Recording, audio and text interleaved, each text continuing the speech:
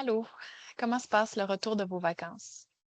Le mois de septembre est déjà entamé. Est-ce que vous avez l'impression que les bonnes habitudes qui ont été mises en place avant vont rester ou est-ce que le sprint vers le congé des fêtes est déjà commencé?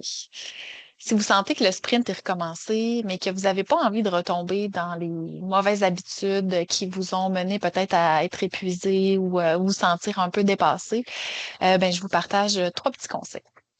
Dans un premier temps, on fait des constats. Donc, qu'est-ce qui nous épuisait avant les vacances? Où est-ce qu'on veut pas retourner?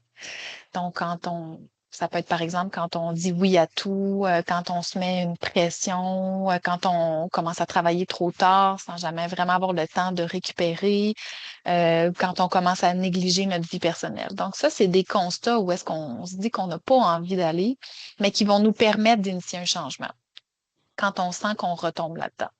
Ensuite, on identifie les indicateurs. Donc, les indicateurs, ça va nous aider à reconnaître quand on tombe dans nos vieux schémas. Donc, c'est des signes révélateurs. Par exemple, la boîte courriel qui déborde, quand on commence à être plus irritable, quand on se sent plus impatient, quand on perd même de la motivation, les tensions physiques qui reviennent, quand on se sent submergé dès le matin, quand on commence à manquer de temps pour soi ou pour nos proches, ou quand on recommence à prendre une petite coupe de vin sur semaine, ce qu'on faisait pas avant, par exemple. Donc, c'est des signaux qui vont nous indiquer qu'on retourne dans les anciennes habitudes.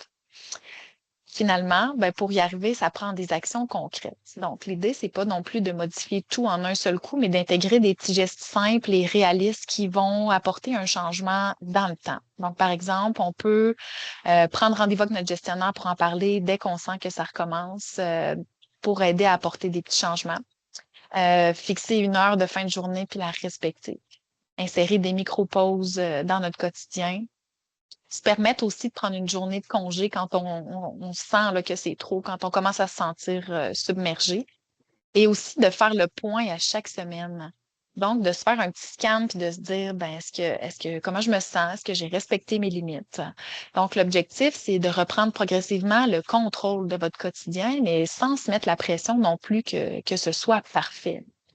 Donc, en résumé, on constate ce qu'on veut plus reproduire, donc les comportements, les habitudes qu'on avait. On identifie les signaux qui nous révèlent qu'on est en train de se désaligner et on met en place des petits ajustements concrets et réalistes. Donc, si vous souhaitez en savoir davantage, n'hésitez surtout pas à nous contacter.